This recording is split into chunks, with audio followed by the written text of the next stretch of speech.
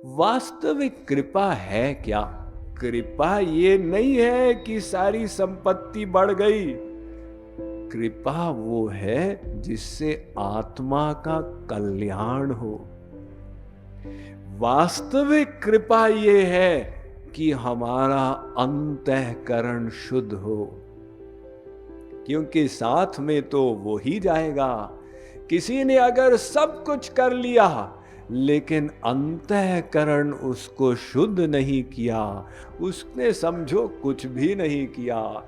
और जिसने सब गवाया लेकिन अपने अंतःकरण को शुद्ध कर लिया, बस समझिए उसने जीवन की बाजी जीत ली।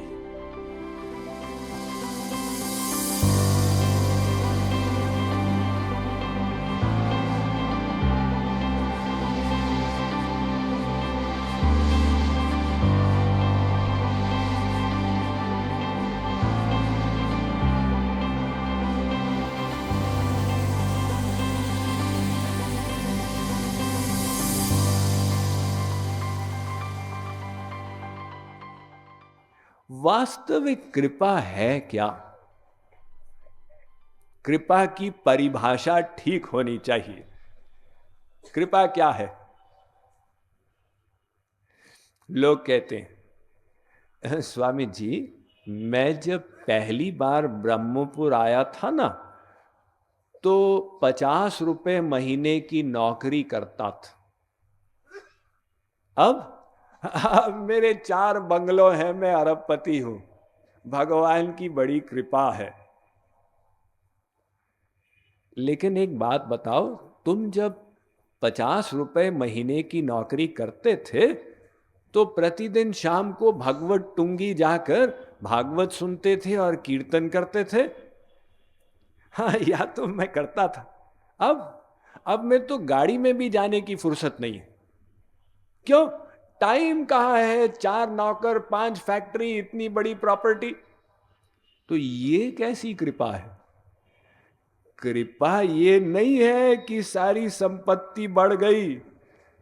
कृपा वो है जिससे आत्मा का कल्याण हो। वास्तविक कृपा ये है कि हमारा अंतःकरण शुद्ध हो, क्योंकि साथ में तो वो ही जाएगा। किसी ने अगर सब कुछ कर लिया लेकिन अंतःकरण उसको शुद्ध नहीं किया, उसका अंतःकरण गंदा रह गया, उसने समझो कुछ भी नहीं किया। क्योंकि मरने पर वो गंदे अंतःकरण के साथ अगले जन्म में जाएगा। और जिसने सब गवाया लेकिन अपने अंतःकरण को शुद्ध कर लिया, बस समझिए उसने जीवन की बाजी जीत ली।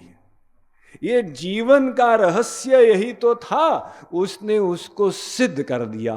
भगवान ने मानव शरीर दिया था अंतःकरण शुद्धि करके कल्याण के लिए, वो भिखारी ने कर दिया और राजा नहीं कर पाया। तो कृपा वो है जिससे अंतःकरण शुद्ध हो। जो स्थित प्रज्ञ है उसकी ये प्रायोरिटी है, मेरा अंतःकरण कैसे शुद्ध हो। संसार अगर खत्म होता है तो होने दो। इसलिए वो घबराता नहीं है। जहां भगवान विपत्ति देते हैं वो कहता बड़ी कृपा है। हे भगवान, महर्षि अरविंद ने कहा, हे भगवान, मेरे साथ लीनियंट मत बनना, लिहाज मत करना मेरे साथ, तलवार लेकर मेरी सब गड़बड़ियों को काट देना। देखिए, ये एक योगी क्या कामना कर रहे हैं? अंतःकरण शुद्धि की कामना कर रहे हैं। तो स्थित प्रज्ञ क्योंकि अंतःकरण शुद्धि को लक्ष्य बनाता, वो सुख को भी भगवान की कृपा मानता और दुख को भी आगे बढ़ने का साधन मानता। इसलिए वो तो कहता है, भगवान और दुख दो। कुंती देवी ने कहा था ना, बताइए कुंती देवी की बुद्धि कितनी ऊंची थी कि भगवान ने कहा वरदान मांगो। अब अगर भगवान हमको कहें, हम तो यही कहेंगे, हे भगवान हमको एमएलए बना दो। लेकिन कुंती देवी ने ये नहीं कहा। कुंती देवी ने कहा महाराज मुझे दुख दो। भगवान ने कहा कुंती तुमको जीवन भर दुख मिला, तुमको पति का सुख नहीं मिला, तुमको राज्य का, महल का, वैभव का, भोग का सुख नहीं मिला, तुम सदा जंगल में कष्ट पाई, दुर्योधन ने इतना परेशान किया, और अब तुम हस्तिनापुर की महारानी बन गई हो, युधिष्ठिर की मां। मैं कह रहा हूं वरदान मांगो, तुम कह रही हो मुझे कष्ट दो। कुंती ने कहा महाराज फैक्ट यह है कि जब जब मुझे कष्ट मिला मैंने अपने को आपके ज्यादा निकट पाया, तो इसीलिए मुझे वो सुख नहीं चाहिए जो मुझे आपसे विमुख करे। बताइए, हम लोग कहते हैं सुख संपत्ति घर आवे, कष्ट मिटे तन का, ओम जय जगदीश हरे। सुख संपत्ति घर आवे ताकि हम मंदिर कभी न जावे। और कुंती उल्टा कह रही है सुख संपत्ति सब जावे, कष्ट मिले तन का। कुंती जी वाली बात कबीर जी कह रहे हैं, सुख के माथे सिल परे, नाम हिये ते जाय, बलिहारी वा दुख की, जो पल पल नाम रटाय। कबीर जी के घर सुख आया। कबीर जी ने कहा सुख के सिर पर पत्थर मारो, सुख के माथे सिल पर है। क्यों? बलिहारी व दुख की, जो पल पल नाम रटाए। तो इसीलिए वो स्थित प्रज्ञ अपना भविष्य की चिंता नहीं करते हुए वर्तमान में कर्म करता है, और भूतकाल में अगर कोई हानि हुई, कोई दुर्घटना हुई, उसमें वो शोक नहीं करता। क्यों? शोक करेगा तो फिर से उसका मन भूतकाल में चला जाएगा, और जब भूतकाल में चला गया, वर्तमान में उसको जो हरि गुरु का चिंतन करना था या कर रहा था, वो फिर से समाप्त हो गया।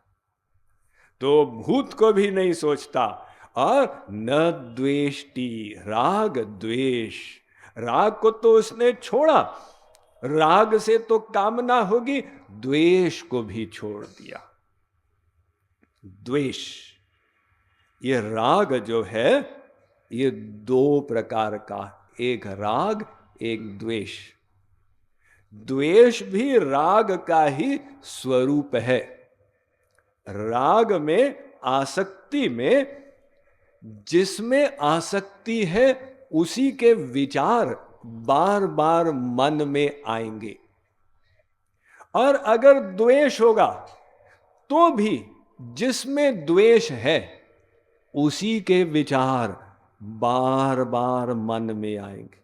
अरे सुनो जी उसने मेरे साथ ऐसा किया, सुनो जी वो बड़ा खराब है, वही भजन कीर्तन होने लगा द्वेष में। तो हमारा मन जैसे राग में किसी में जाता है, ऐसे ही द्वेष में भी चला जाता है, और अगर द्वेष आया तो समझो भक्ति खत्म। इसलिए तो कृपालु जी महाराज ने कहा, भूली हूं दुर्भावना कहूं, हो न सपने हूँ प्यारे। भूली हूँ दुर्भावना कहूँ, हो न सपने हूँ प्यारे, हो न सपने हूँ प्यारे। ए साधकों, भूल कर भी दुर्भावना मत करना। तुम दूसरे के प्रति दुर्भावना करोगे, उसका नुकसान बाद में होगा। वो दुर्भावना सबसे पहले तुम्हारे ही अंतःकरण को गंदा कर देगी। दुर्भावना करना ऐसा है जैसे कि हम स्वयं विष पी लें और आशा करें दूसरा आदमी मर जाए। उसने हमारा नुकसान किया तो हमने उसके प्रति दुर्भावना रखी, अब ये हम स्वयं जहर पी लिए इस आशा से कि दूसरा मर जाए। तो समझदार व्यक्ति राग और द्वेष दोनों को त्यागता।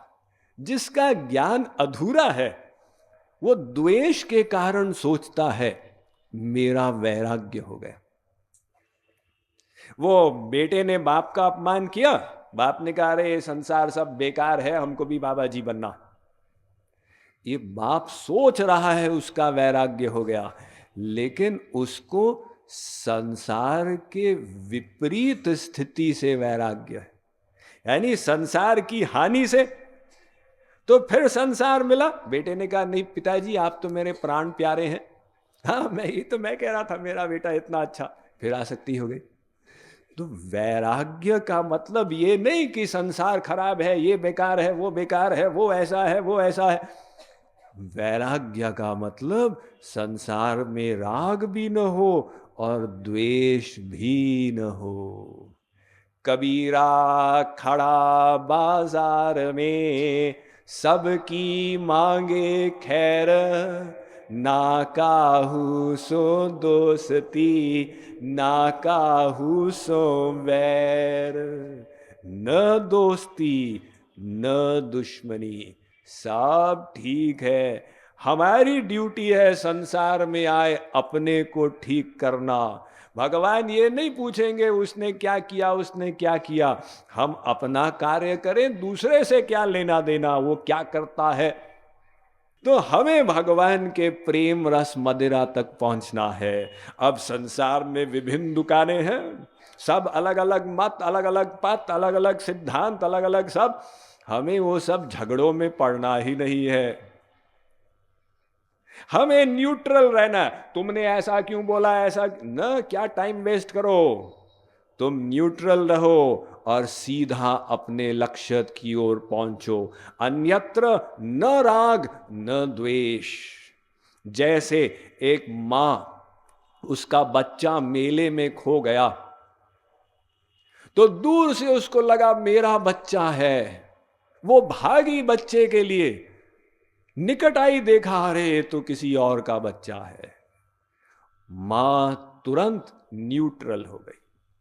जाओ, झगड़ा नहीं किया, मैंने तुझे अपना समझा था, तू दूसरा क्यों निकल आया। और ये भी नहीं सोचा चलो अपना बच्चा ना सही तो इसी को उठा के चिपटाओ। वो न्यूट्रल हो गई, मेरा नहीं है। ऐसे ही हम संसार में सुख खोज रहे थे, हमको सत्संग से पता चला संसार हमारा नहीं है, हम न्यूट्रल हो गए। झगड़ा भी नहीं, न्यूट्रल। अब भगवान हमारे हैं, अब भगवान से प्रेम करो। तो इस प्रकार से वो स्थित प्रज्ञ अपने मन को भगवान में स्थित रखता है, अपनी बुद्धि को वो ईश्वरीय ज्ञान में स्थित रखता है कि मेरा लक्ष्य है अंतःकरण शुद्धि, बाकी सब क्या लेना देना।